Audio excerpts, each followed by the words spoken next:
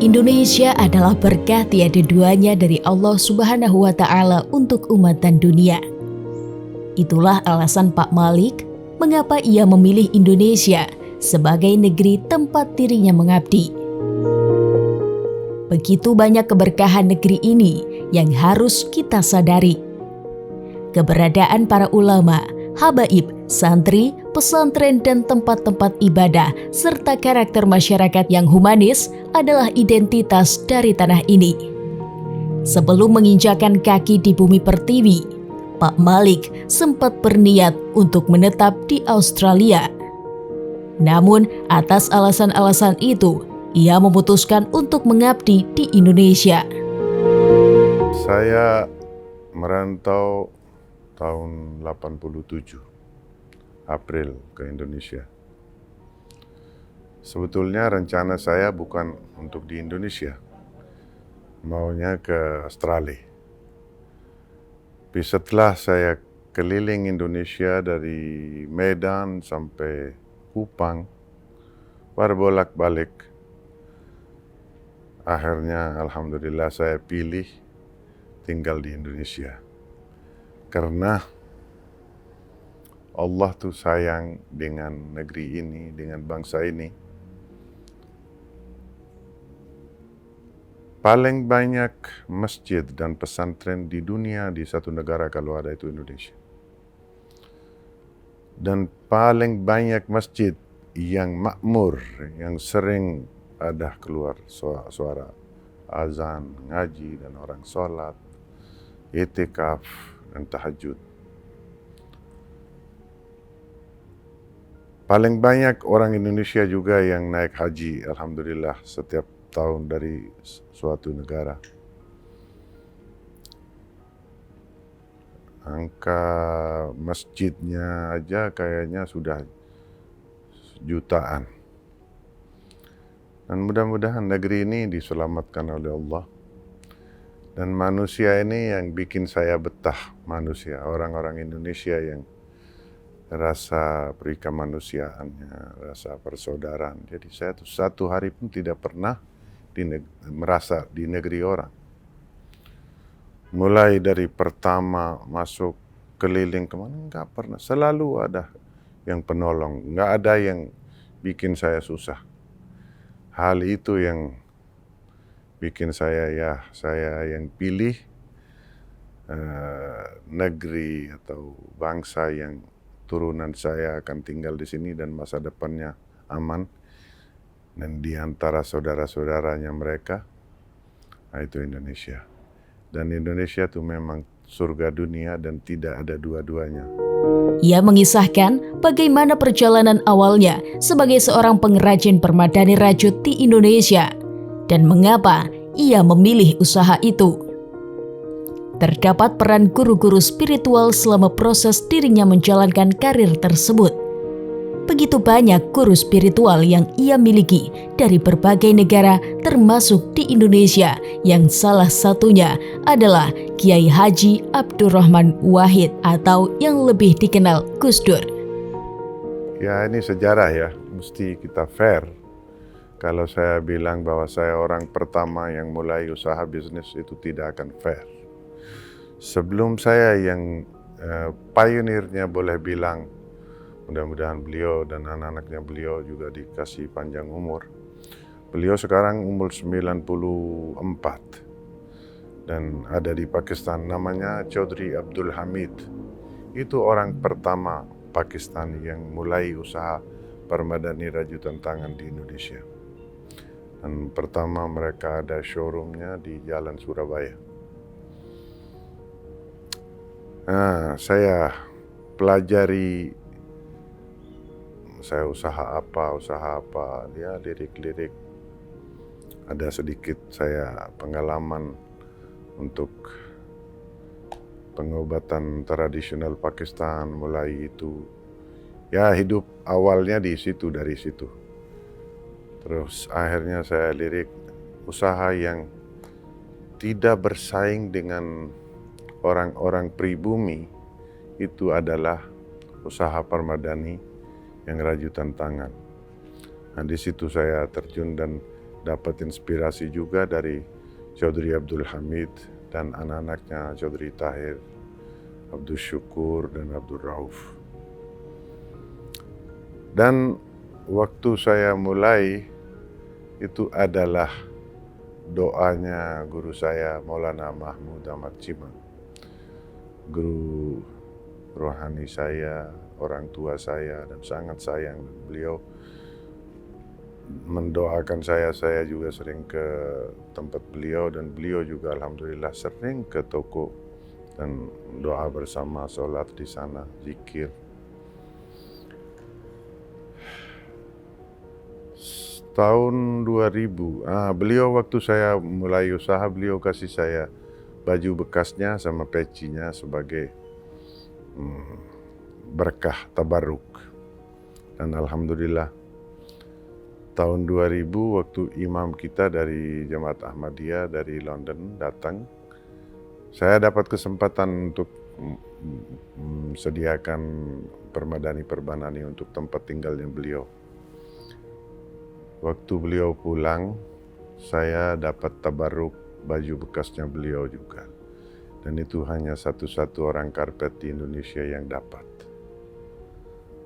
Dan beliau juga bertemu dengan Gus Dur, dengan petinggi-petinggi pemerintah Indonesia juga. Saya rasa ya berkah dan doanya beliau-beliau, itu ya saya mulai usaha ini. Dorongannya, dorongan moral, spiritual. Alhamdulillah saya dan Gus Dur waktu masih, saya sering ke tempatnya beliau dan beliau kasih semangat. Dan saya tidak pernah, ya bukan urusan komersial atau bisnis sama beliau. Ciganjur ya paling saya antarin makanan, ngobrol-ngobrol, ketawa-ketawa. Ya ada bahas tentang ini dari mana, dari Pakistan, terus cerita Pak, Pakistan, wah ini negara baru. Bukan Pak, itu kalau sejarah kan Bapak yang lebih tahu daripada saya. Itu Indus Civilization kan salah satu peradaban yang terkuno di dunia yang sudah, wah beliau tahu semua. Oh iya benar, udah sambung. Jadi selalu kalau ada, Malik mana? Alhamdulillah, udah cukup akrab lah. Dan betul-betul kasih semangat.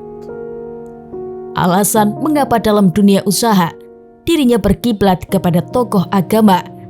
Karena latar belakang yang dimilikinya ialah alumni pesantren dan dirinya juga merupakan orang yang berpegang teguh kepada keyakinan doa para ulama.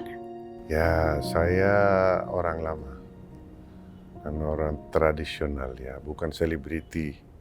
Dan cara-cara saya, karena latar belakang saya juga, saya lulusan pesantren. Jadi saya lebih memilih ulama, masyayikh, dan habaib, asatizah, santri-santri semua. Karena saya merasa nyaman dan cocok sama beliau-beliau. Dan tanpa repot, beliau-beliau juga sering ke toko, kunjungi gubuk saya, doain di sini, sholat di sini. Dan ya banyak sekali lah. Kalau kita lihat dari Al-Quran, hal yastawil ladzina ya'lamuna wal ladzina la ya'lamun. Jadi orang-orang yang berilmu dan yang tidak punya ilmu itu kan tidak sama. Dan di dalam satu hadis Rasulullah, al-ulama warasatul anbiya, dan ulama ummati ka anbiya Bani Israel. Kalau kita dekat sama beliau-beliau ini, paling ada siraman rohaninya, dari aurah rohaninya, dari doanya dan tabarruknya ada. Di antara guru spiritual Pak Malik yang dianggapnya sebagai panutan dalam setiap mengambil keputusan ialah Malik Uhulam Rasul, Maulana Mahmud Ahmad Cema, Hazrat Mirza Tahir Ahmad, Kiai Haji Abdurrahman Wahid atau Gus Dur, Kiai Haji Said Akil Siroj, Habib Lutfi bin Yahya, Habib Assegaf bin Mahdi, Habib Al-Habsyi Solo, Abuya Kiai Haji Munfasir Banten, Habib Ali bin Abdurrahman Al-Habsyi Kuitang, dan Malik Nur Zaman Purana. Selain sebagai pengusaha permadani, Pak Malik memiliki usaha kuliner yaitu restoran aneka bubur di kawasan Radio Dalam. Sebagai insan yang lekat dengan pesantren, Pak Malik sangatlah menghargai para karyawan dan orang sekitar mereka. Terdapat sebuah kesaksian menarik dari para karyawannya selama mereka menjadi pegawai pria asal Pakistan tersebut. Keluasan hati yang dimiliki Pak Malik yang membuat para karyawan sangat loyal dan menghormati Pak Malik layaknya ayah bagi mereka. Rata-rata dari mereka adalah pegawai yang sudah bekerja selama 20 tahun. Restoran ini sudah berjalan kurang lebih 23 tahun. Kalau dari segi keuangan, jujur kita selalu merugi terus, tidak pernah ada untung. Tetapi restoran ini tetap jalan terus, karena menurut Pak Malik, restoran ini adalah Darul Ziafat. Coba bayangkan, dari pendapatan restoran itu, kita harus bayar pegawai, listrik, dan lain-lain. Jelas itu tidak bisa untuk. Dan kita harus nombok terus bertahun-tahun. Kalau di restoran ini Pak, pegawai-pegawainya nggak ada yang punya keahlian. Tapi Pak Malik punya inisiatif mendatangkan salah satu koki langsung dari India. Kalau yang belajar dari sini udah, kalau menurut saya ada hampir 100-an lah, lebih, udah banyak yang pada keluar, ada yang punya usaha sendiri, bekerja di tempat yang lain ya gitu. Ya, karena Pak Malik tidak mau tempatnya ini dikontrakin karena kasihan sama pegawainya. Kalau keinginan Pak Malik, restoran ini tempat untuk bersilaturahmi. Kalau waktu kemarin COVID-19, pegawai di restoran sini nggak ada satupun yang dikurang-kurangin, tetap dipekerjakan seperti biasa. Walaupun pendapatan restoran nggak seberapa, cuman tetap pegawainya dipertahankan, dipekerjakan. Ya, untuk makanan, masalah karyawan ini sih semua bebas makan, sekenyangnya, juga ada terbatas, mau siang mau malam. Terus masalah kayak pemulung atau tukang sapu jalanan juga dapat dibagi makanan.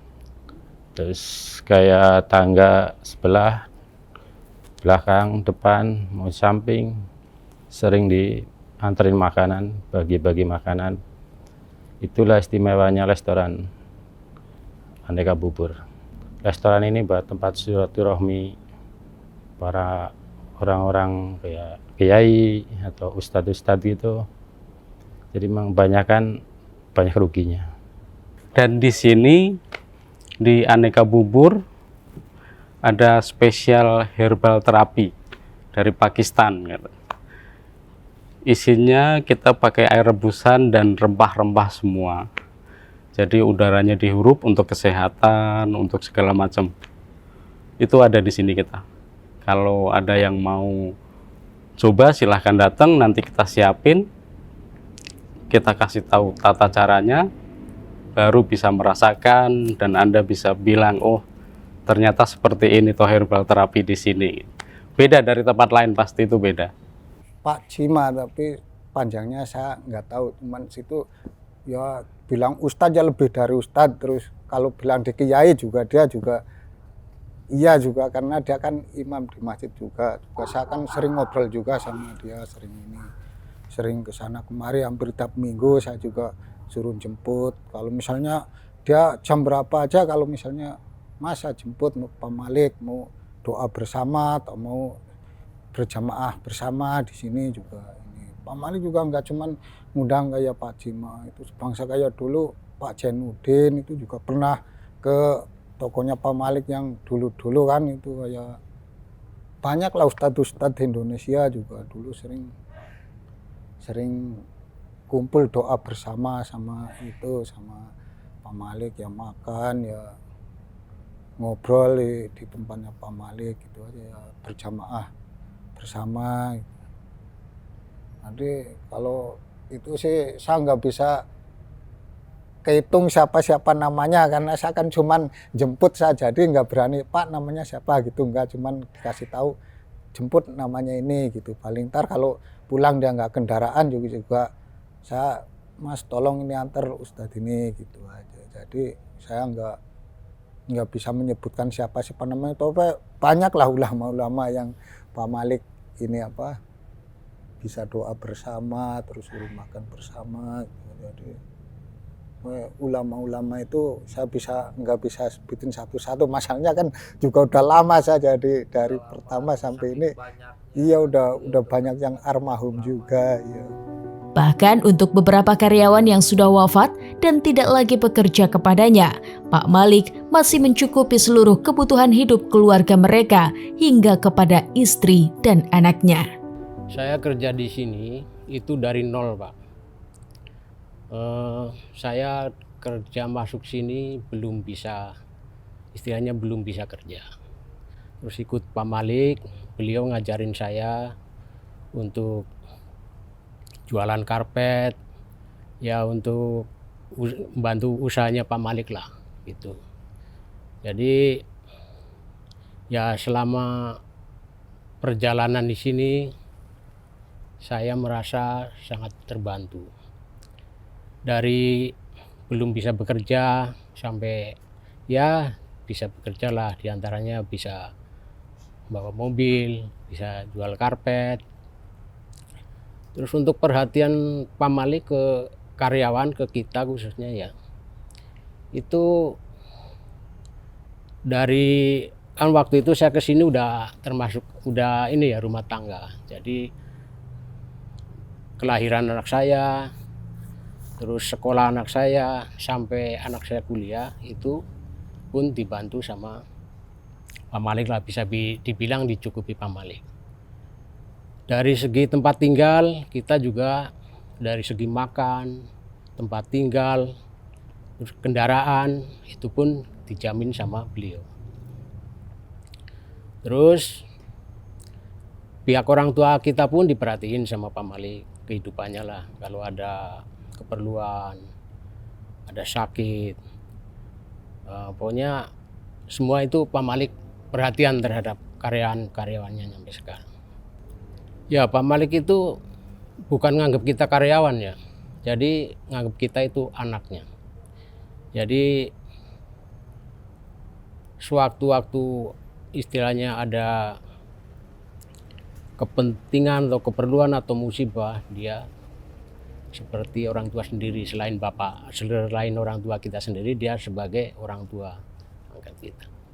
Dia karena memang umur ya, jadi setelah kerja di Pak Malik beberapa tahun, dia mau kerja lagi, memperpanjang SIM karena dia statusnya dia supir.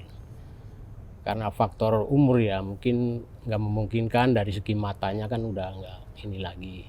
Jadi ternyata dia nggak bisa kerja supir lagi. Dia sih ya merasa sedih, tapi bagi Pak Malik ya nggak usah sedih lah, nanti kehidupannya ditanggung Pak Malik nyampe meninggal lah. Itu pun anak-anak dia waktu sekolah, waktu nikah itu Pak Malik bantu sepenuhnya. Ya, walaupun dia almarhum udah nggak kerja di sini, tapi dari pihak Pak Malik tetap bantu nyampe anaknya, nyampe istrinya gitu, nyampe kawin anaknya, tetap masih dibantu sama Pak Malik. Ya kebetulan itu waktu itu ada ya namanya Pak Mangil ya masih sebenarnya masih keluarga saya, saudara saya, sama itu udah almarhum, sama Mas Kweri itu juga almarhum juga sudah. Itu dulu ya mungkin karena waktu Pak Mangil itu sakit juga sih, mungkin jantung atau ginjal gitu. Udah meninggal sekarang. Tapi ya setahu saya sih walaupun dia sudah meninggal, keluarganya tetap diperhatikan sama Pak Malik nyampe sekarang itu. Kalau persisnya sih mungkin kurang lebih 20 tahun. Soalnya kan aku dulu kan ya ikut temennya Pak Malik sekitar tahun 89 88 lah itu. Jadi karena orangnya pergi ke Kanada, saya dikasihkan Pak Malik, terus Pak Malik sama saya jadi udah ya seperti bapak, ya seperti orang tua, ya seperti teman, itu udah segala-galanya bagi saya. Karena kan bapak saya aja nggak kayak Pak Malik lah, soalnya kan juga ketemunya itu sama, kalau sama bapak saya kan ini, kalau Pak Malik kan kemana-mana kita bareng. Jadi kita ya kalau sama Pak Malik itu udah lebih dari segala-galanya lah kalau menurut saya gitu. Kalau waktu itu ya karena bos saya pindah ke Kanada, jadi ikut sama Pak Malik dari sebelum Pak Malik baru usaha karpet juga lah, saya udah inilah ngikutin Pak Malik.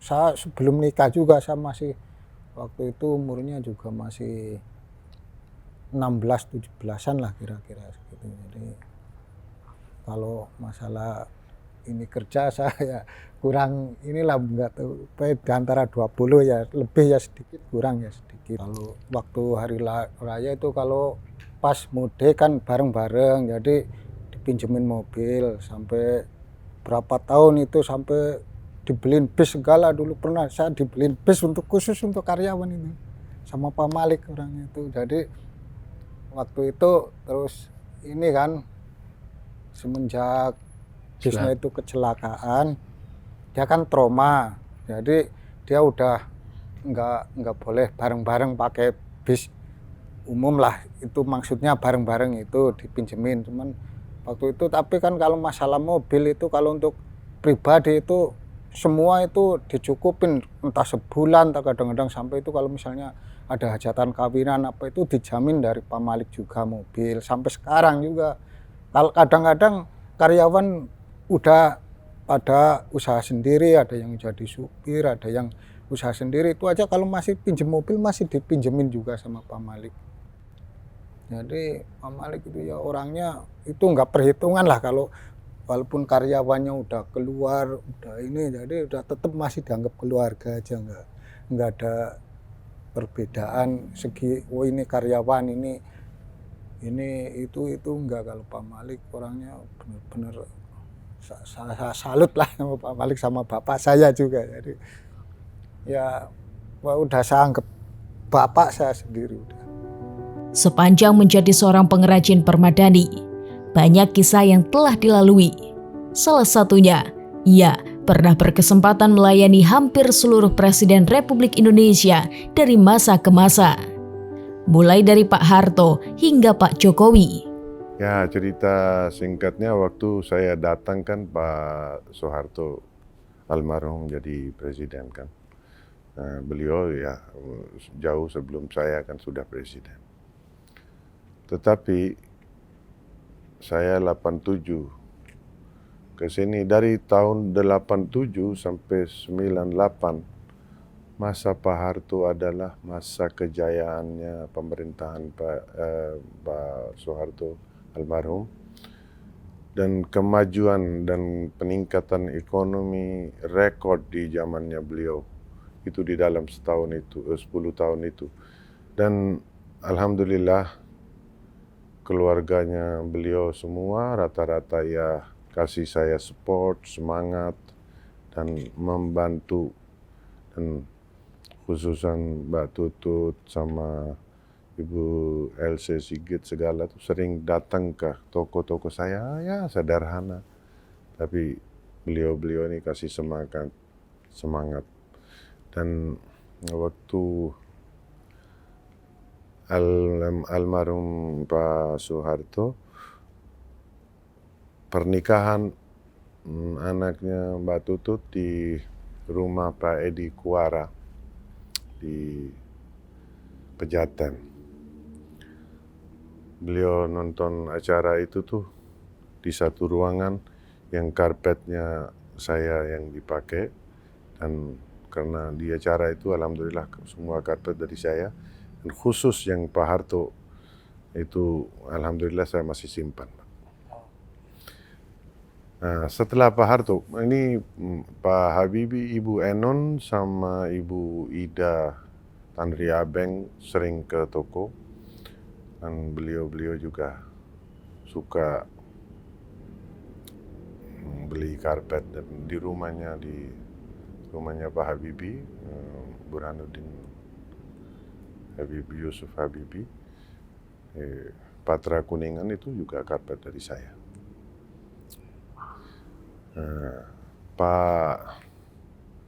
Setelah Pak Habibie, Gus Dur yang sudah dipilih. Sebelum Gus Dur jadi presiden, saya pernah kasih satu karpet hadiah. Nggak pernah komersial sama, nggak pernah jual sama, pribadinya beliau. Antarin satu karpet kecil ya 2 kali 3 meter. Ya Pak, ini hadiah dari seorang muhajir dari jauh, satu hari ini akan cerita nih. Bercanda-bercanda aja. Nah, setelah beliau jadi presiden, suruh isi istana presiden. Alhamdulillah, saya dapat kesempatan. Dan suka, ya, kenangan yang indah. Bu Mega waktu jadi, ya keluarga Bung Karno juga, alhamdulillah semua rata-rata ya support dan kasih semangat. Saya ini siapa? Orang pendatang, merantau, mulai usaha tuh dari nol.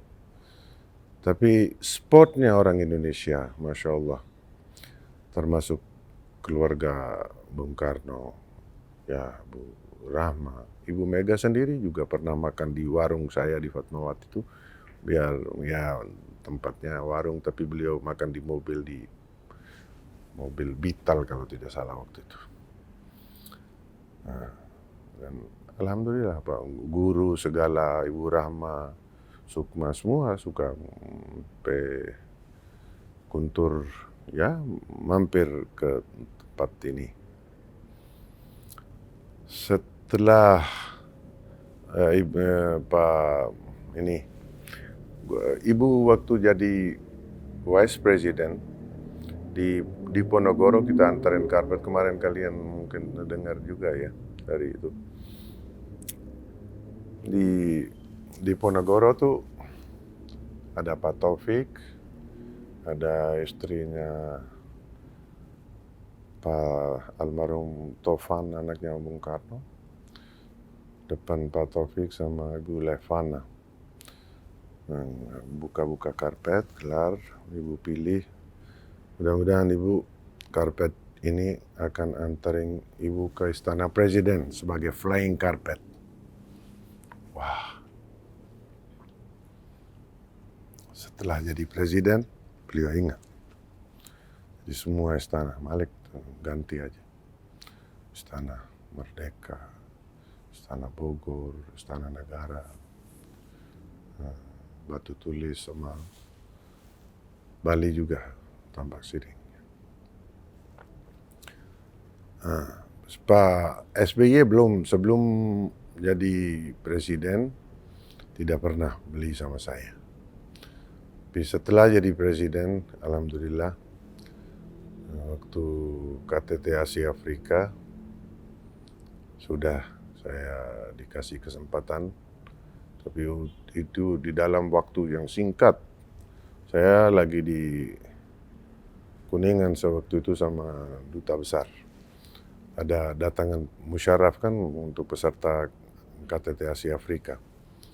Lagi persiapan itu soalnya untuk makanan, Pak musyaraf segala macam, saya ditugaskan.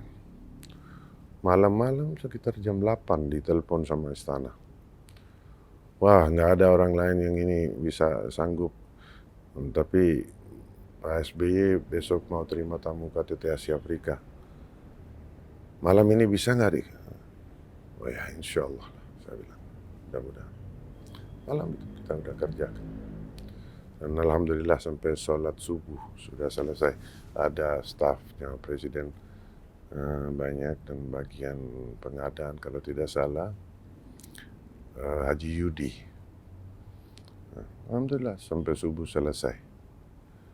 Cuman ya di situ ada sedikit, ya bukannya gila hormat, cuman harapnya kan dari satu pemimpin bangsa yang bijaksana kan, ya kasih satu semangat, sedikit kasih penghargaan.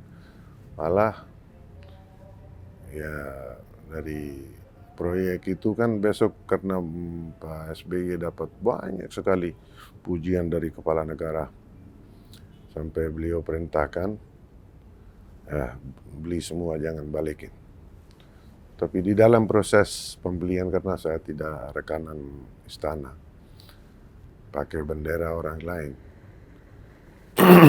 Ya kontraktor itu sudah dibayar sama istana. Saya bukan salahin presiden atau istana.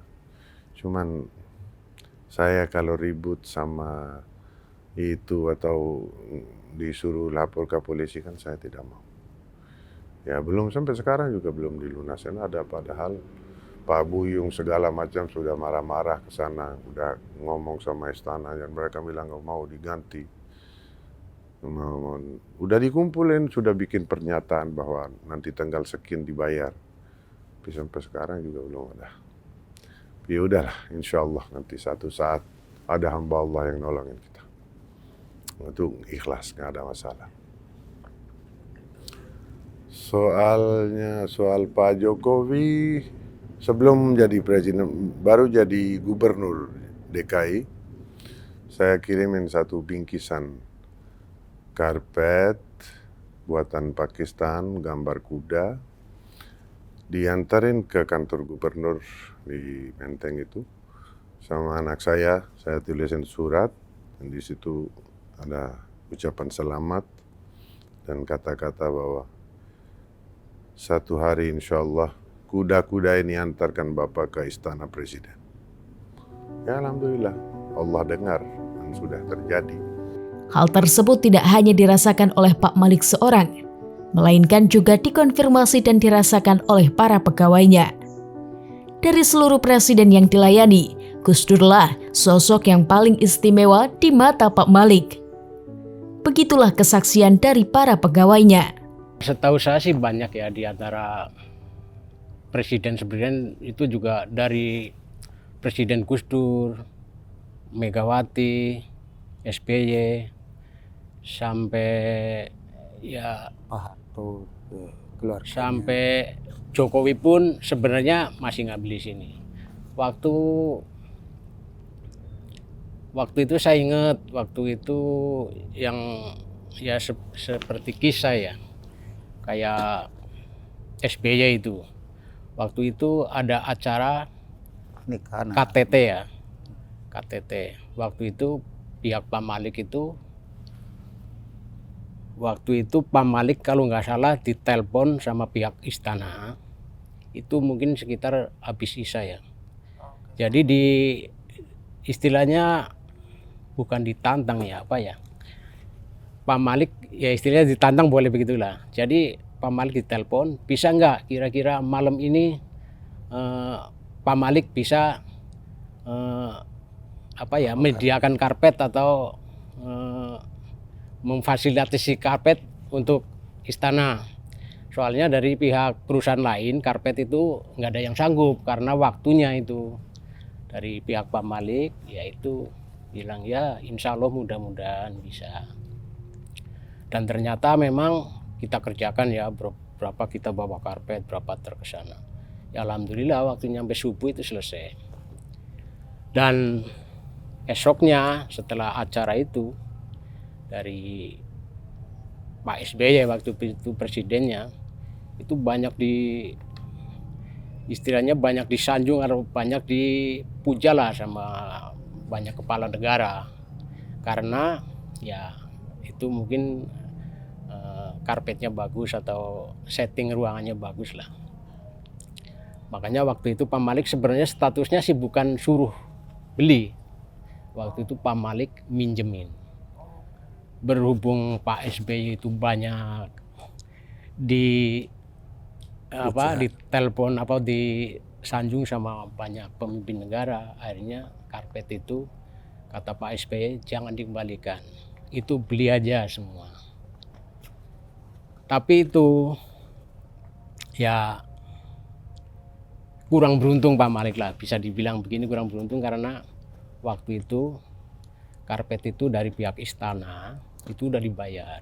Cuma Pak Malik waktu masuknya itu pakai bendera perusahaan orang lain. Perusahaan lain. Ya. Jadi pembayarannya ke pihak itu perusahaan itu yang memasukin ke sana itu sebenarnya sudah lunas. Ternyata ke Pak Malik itu sampai sekarang mungkin ya baru setengah lah. Ya nominalnya kita nggak tahu. Ya pokoknya kira-kira segitulah. Nah waktu itu pihak istana nyuruh Pak Malik suruh coba lapor aja ke polisi. Tapi orang seperti Pak Malik nggak mungkin. Nggak mungkinnya apa? Satu mungkin takutnya ya jadi menjelekkan nama istana tuh. Kedua juga menjelekkan nanti Bapak SBY sendiri. Sehingga sampai sekarang pun itu penyelesaian pembayarannya itu belum selesai, belum lunas. Kalau Ibu Mega sih mungkin masalah penjualan saya bukan ini ya, cuman kalau misalnya kayak Bu Mega ini kenal sama Pak Malik ini sebelum Bu Mega partainya belum berdiri, waktu masih Pak Suryadi dia Pak Malik kan buka warung tapi ya enggak segede ini lah dulu. Jadi dia makan aja karena warungnya Pak Malik belum gede, dia masih di mobil. Jadi lama-lama kan dia inilah begitu Pak Malik ini dia ya diundang, mau kadang-kadang dikasih makanan ke rumahnya, dia juga ngucapin terima kasih langsung itu. Sebelum dia masih tinggal di itu mana di dekat Ragunan itu apa nama Jalan Nafas itu kan dia di sana itu mulai dari situ Bu Mega waktu masih tinggal di situ sampai dia pindah di Tengku Umar sampai dia ke Istana Presiden itu Pak Malik juga dia ngikutin terus dia. Dan yang perlu diingat ini seperti kisah ya. Misalnya Pak Malik waktu Pak Wiranto datang ke tempatnya Pak Malik, waktu itu masih di Fatmawati. Waktu itu Pak Malik bicara, ya mudah-mudahan Pak Sutanto nanti bisa jadi Kapolri. Waktu itu Pak Sutanto, nggak mungkin kayaknya. Pak Malik ngomong, bicara, semua itu nggak ada yang nggak mungkin. Tapi ternyata setelah itu ya kejadian dia jadi Kapolri. Kalau menurut saya itu Pak Malik tuh seperti Syekh lah kalau orang sini bilang, cuman kan dia nggak mau disebut Syekh karena itu waktu zamannya Pak Amin Pak itu siapa sekarang wakil presidennya itu aja Pak Malik nemuin dulu, dia sowan ke sana, jadi dia minta ini juga doain juga. Terus kalau misalnya Pak Malik sama saya itu walaupun sampai ke Solo kemana dia mungkin, cuman kan saya nggak dengar suaranya kalau baca Quran. Saya rasa itu bisa khatam satu Quran itu 30 juz bisa khatam itu. Makanya saya juga salut juga kalau sama Pak Malik. Kalau Pak Gus Dur emang dulu juga seperti Pak Bu Mega juga ada sebelum waktu masih PBNU dia itu saya udah sering ke sana sama Pak Malik. Cuman kan dulu Pak Gus Dur belum begitu ini kan, belum begitu. Saya kalau Pak Malik mungkin udah gak tahu, kalau saya kan belum begitu paham sampai saya kan dia sih dulu emang udah duduk di ini, dulu ada namanya Pak Malik, namanya Pak Umar juga, hampir tiap minggu juga sowan ke sana. Pak Gus Dur juga orangnya juga baik juga, itu kan dulu sebelum dia punya pesantren juga di Jagakarsa, dia kan dulu masih tanah kosong, masih lapangan aja gitu Pak, kayak orang terkucilkan lah. Itu aja sama Pak Malik juga hebat juga sampai sudah nggak jadi presiden aja dia masih suka sowan ke Pak Malik juga. Dia sering kalau diundang juga pasti datang, dia nggak pernah nggak datang. Kalau ke Pak Gus Dur itu Pak Malik nggak pernah jual karpet. Jadi ya apa yang keperluannya, kira-kira keperluannya Gus Dur, Pak Malik kasih karpet apa itu nggak pernah. Itu pun sampai sekarang itu karpetnya Gus Dur yang bekas Gus Dur masih ada di Pak Malik juga. Waktu itu ya, waktu Pak Jokowi jadi gubernur, itu anaknya Pak Malik waktu itu sama supir ya ke sana, nganterin bingkisan bentuknya karpet, gambarnya itu kuda. Jadi Pak Malik juga titip ya mungkin surat ya, ada pesannya. Ya di antara pesan itu mungkin ya intinya mudah-mudahan kuda ini bisa mengantar Bapak, yang dimaksud itu Bapak Jokowi menjadi presiden. Ternyata itu benar jadinya itu. Jadi itu maksud saya kalau omongannya Pak Malik itu seperti ya bukan orang biasa lah. Wali ya, kalau orang sekarang bilang wali. Pak Malik sangat terbuka dengan siapapun. Bahkan tempat yang ia singgahi tak jarang dijadikan sebagai tempat bersilaturahim orang dari berbagai kalangan dan profesi. Pernah dalam suatu kesempatan, Pak Malik berlakar memberikan prediksi hasil kontestasi pemilu 2019. Saat itu, jelang pelaksanaan pemilu, Pak Malik mengungkapkan bahwa Pak Jokowi akan kembali memenangi ajang 5 tahunan itu dan Pak Prabowo yang saat itu menjadi kompetitor Pak Jokowi kalah. Dan benar saja, hal itu terjadi. Kekalahan Pak Prabowo pada pemilu 2019 salah satu sebabnya disinyalir karena tim Pak Prabowo menolak permadani yang ditawarkan oleh Pak Malik. Sebelumnya Pak Malik sempat menjajakan permadaninya kepada Pak Prabowo sebagai wasilah kemenangannya jelang pemilu. Namun sayang, tim Prabowo menolak, sehingga Pak Malik menyimpulkan bahwa Prabowo menolak rezeki. Waktu itu ada beberapa orang, termasuk Jenderal Sudrajat. Kalau tidak salah ada orang-orangnya Pak Prabowo, termasuk Sobri Lubis. Nah lagi ini, saya bilang ya biar, ya asal asbun aja. Tapi Allah dengar kan. Nah, biar efektif 5 tahun Pak Jokowi akan jadi presiden untuk 10 tahun. Oh masa begitu? Ya insya Allah. Gimana Pak Prabowo? Saya bilang tidak beruntung. Menurut saya bukan alimul ghaib dan saya bukan musyrik yang saya bisa menentukan takdir kan, takdir ilahi itu feeling saya begitu. Ya, akhirnya ada yang marah-marah juga. Kenapa sentimen bang? Saya bukan sentimen. Pak Prabowo itu saya udah kirim surat beberapa kali dan sudah pernah anterin barang juga atas permintaan stafnya. Cuman mereka tuh tidak ngerti dan tidak. Soalnya memang masyarakat luas itu banyak tuh tidak mengerti artinya karpet. Mereka cuman tutup lantai aja udah. Karpet bukan begitu. Pak Prabowo mudah-mudahan saya tuh sayang banget sama dia. Cuman susahnya kan, jadi karpet ini kalau betul cocok, insya Allah itu jadi sudah penangkal bala dan betul-betul jadi kuda. Hal itu dikonfirmasi oleh salah satu karyawannya yang juga kebetulan terlibat dalam kejadian tersebut. Selain kejadian itu, pernah dalam satu kesempatan Pak Malik bersilaturahim dengan Kiai Haji Ma'ruf Amin yang pada saat itu belum terpilih menjadi wakil presiden. Kala itu, Pak Malik bergurau bahwa mungkin mereka tidak akan sempat silaturahim kembali karena Kiai Haji Ma'ruf Amin akan menjadi wakil presiden. Waktu itu Jokowi udah 5 tahun, mau magang lagi kan ke 10 tahun. Terus pas kebetulan Pak Malik, ya ada banyak orang lah di sini, khususnya di restoran itu khususnya orang-orang Prabowo juga temennya.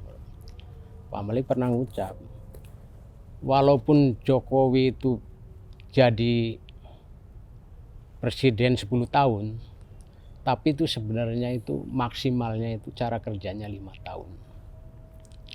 Dan waktu itu ada orangnya Prabowo. Waktu itu Pak Malik ada orangnya Prabowo ke tokonya Pak Malik. Jadi dia cari karpet. Terus Pak Malik esoknya ke sana sama keponakannya bawa karpet. Saya juga ikut ke sana. Display lah masang karpet sana. Tapi ternyata itu 2 hari kemudian suruh ngambil lagi. Nah, Pak Malik ngucap, wah ini Pak Prabowo kayaknya kurang beruntung ini, nolak rezeki. Waktu itu Pak Prabowo kan mau magang jadi presiden kan.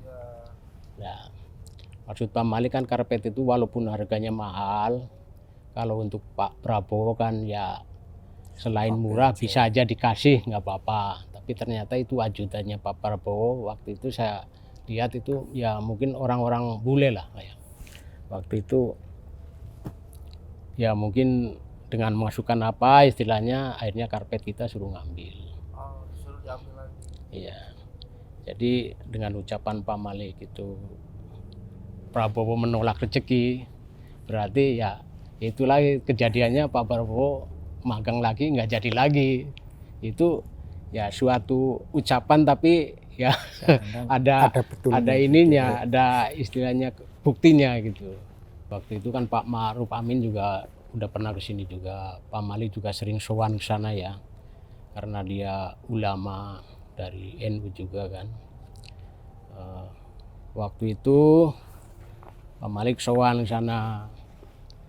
Bicara sama Pak Ma'ruf. Waktu itu kan belum jadi wakil presiden kan.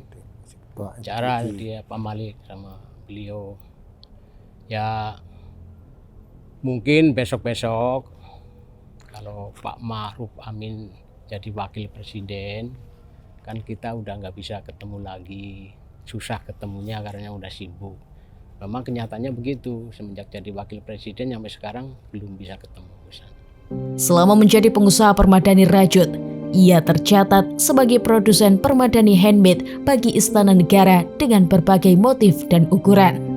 Tapi yang paling besar kita bikin itu di dalam sejarah, kalian boleh cek atas perintahnya Bu Mega, saya bikin beberapa ukuran khusus dan motif khusus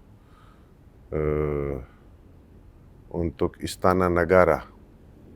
Ada yang sampai 11 kali 20 meter dan itu produksi dan orderan yang paling besar untuk permadani buatan tangan dari Indonesia ke Iran, yaitu itu satu-satu di dalam sejarah Iran dan Indonesia.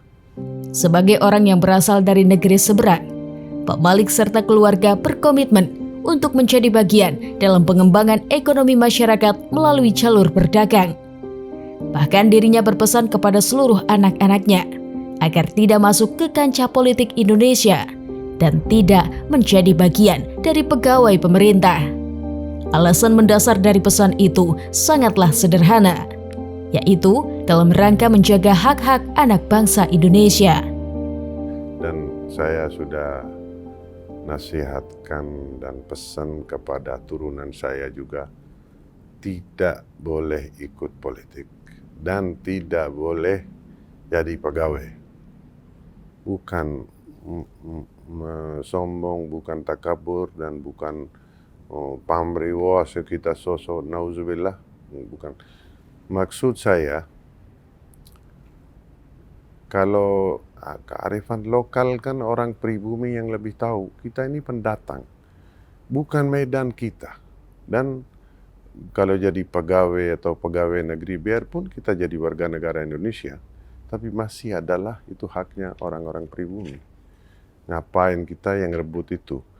Dan saya, insya Allah keluarga saya akan milih dagang karena itu adalah sunnah Rasulullah. Di mata pegawainya, selain produk permadani dan tempat yang istimewa, seorang Pak Malik adalah sosok yang sangat mencintai agama dan masyarakat Indonesia. Tempat ini, kalau misalnya ada acara tahun baru Hijriah atau tahun baru Masehi, kita itu disuruh pengajian, terus nyampe bahkan itu anak-anak itu pondok pesantrennya Pak Gus Mustafa itu kalau malam tahun baru itu selalu ngaji di sini nyampe khatam nyampe pagi. Terus di sini itu bukan sekedar toko karpet biasa ya. Kalau ini karpetnya itu karpet yang istimewa. Terus karpet ini itu cara buatnya, cara bikinnya itu nggak sekedar bikin karpet. Itu harus bikinnya itu pakai doa-doa karpet ini. Jadi misalnya kayak karpet yang sutra yang kum itu yang misalnya yang bikin ibu-ibu atau perempuan itu nggak boleh sembarangan juga. Kalau dia memang lagi datang bulan atau menstruasi itu harus bikin karpetnya berhenti. Iya. Jadi karyawan sini itu dianjurkan tiap hari itu ngaji, pengajian, baca yasin, baca tahlil. Ya khususnya di hari-hari kayak tahun baru Hijriah itu selalu ada mengundang anak-anak yatim. Ya yang sering ke sini itu ya pesantrennya itulah Gus Mustafa itu. Ngaji di sini nyampe khatam nyampe pagi. Ya waktu awal-awal Masjid Kuba itu buka atau digunakan ya, itu juga karpet sumbangan dari Pak Malik. Seluruh itu sajadah yang di Masjid Kuba itu yang warnanya iya dari Pak Malik itu sumbangan, maksudnya nggak beli dari sini. Jadi Pak Malik ya kalau untuk masjid memang apalagi untuk ukubah emas itu pasti nggak bakalan mau dibayar gitu. Jadi itu seluruh dari Pak Malik waktu itu ya. Warna kalau nggak salah warnanya waktu itu warna gold ya, warna ke kuning ke emas-emasan. Di akhir perbincangan ini, Pak Malik berpesan kepada seluruh elemen masyarakat Indonesia lintas sektor agar tetap merawat Indonesia dengan segala potensi kekayaan alam dan budayanya. Karena bagi Pak Malik, tidak ada satupun negara di seluruh penjuru dunia yang mampu seperti negara Indonesia. Kalau orang Indonesia adalah penghuni surga dunia. Dan kita ini Bani Adam. Adam kenapa dikeluarkan dari surganya dan hilang nikmatan-nikmatan itu? Ya kita jaga jangan sampai surga kita ini kita bikin berantakan. Dan betul-betul kalian ya dari kacamata saya atau pandang saya sebagai seorang pendatang, nggak ada negara yang kita bisa samain dengan Indonesia. Dan orang Indonesia harus bersyukur. Kita lihat negara-negara Muslim, nauzubillah Indonesia jangan sampai seperti itu. Jadi berantakan. Pakistan, Afghanistan, Iran, Mesir, Syria, Libya, Yaman. Kenapa selalu kita salahin kekuatan orang lain? Betul, tapi manusia di dalam negara-negara itu juga punya kewajiban. Jadi pesanan saya, seperti saya bilang bahwa filosofinya karpet adalah satuan dan kesatuan. Dan betul-betul Bhinneka Tunggal Ika. Jadi masyarakat Majmu ini saya pesan tolong jaga kesatuan dan kesatuan. Dan Masya Allah ini kan negeri ulama, negeri santri, negeri ulama dan masyayikh. Dan di sejarah Indonesia untuk kemerdekaannya juga kan perjuangannya kan luar biasa. Saya cuman bukan kritik, sedikit boleh sharing. Alhamdulillah jutaan masjid kita ada. Tapi waktu di dalam 24 jam, berapa jam masjid itu dipakai? Kalau bisa saya mohon sama ulama, masjid-masjid itu dibikinlah tempat pendidikan masyarakat dan anak-anak yang tidak mampu. Dan bukan hanya ada ajaran agama, tapi anak-anak bisa dapat skill. Ia juga berpesan kepada para politisi dan para pejabat negara agar senantiasa menjalankan tugasnya sesuai sumpah dan amanah jabatannya. Pak Malik meminta jangan dekati masyarakat hanya pada waktu menjelang pemilu saja dan mengajak kepada para politisi untuk mensosialisasikan gagasannya langsung kepada rakyat. Kalau kita lihat partai-partai politik dan orang-orang politik, kenapa keakraban sama rakyat dan masyarakatnya cuman zaman pemilu aja? Kenapa masyarakat nggak dilirik? Jangan dibedakan waktunya dan jangan bilang, oh ini orangnya partai ini, saya ini saudara, yang lain musuh. Jangan dibikin seperti itu. Dan banyak hal yang misalnya untuk kampanye yang mubazir, terutama baliho-baliho, gitu-gitu tuh, ya nanti yang kumpulin sampah plastik itu, dengan uang itu yang sudah dibuang-buang, dengan karakternya, dengan pribadiannya, dengan karismanya dekati sama masyarakat, jangan melalui baliho. Kalau menurut Islam tuh kan sayyidul qaumi khadimuhum. Jadi pemimpin itu adalah pelayan. Tapi di sini bukan melayani, malah dilayani dan banyak protokol segala macam. Bolehlah, itu urusannya. Tapi kalau pemerintah, Qulillahumma malikal mulki tu'til mulka man tasha'u wa tanzi'ul mulka mimman tasha'u wa tu'izzu man tasha'u wa tuzillu man tasha'u biyadikal khair innaka ala kulli syai'in qadir. Pemerintah yang abadi adalah pemerintah Allah. Kekuasaan dunia titipan dari Allah. Dan kita tanya sama hati nurani bahwa yang titipan amanah itu apakah sesuai dengan prosedur agama, moral, tradisi, dan sesuai dengan sumpah-sumpah kita enggak? Kalau enggak kan satu presiden turun, yang presiden akan datang musuhi mereka, pojokin. Satu lagi datang, oh sekarang partai ini kuasa, partai yang lama dimusuhin dan dibikin susah. Saya rasa tolong hindari dari politik-politik seperti itu.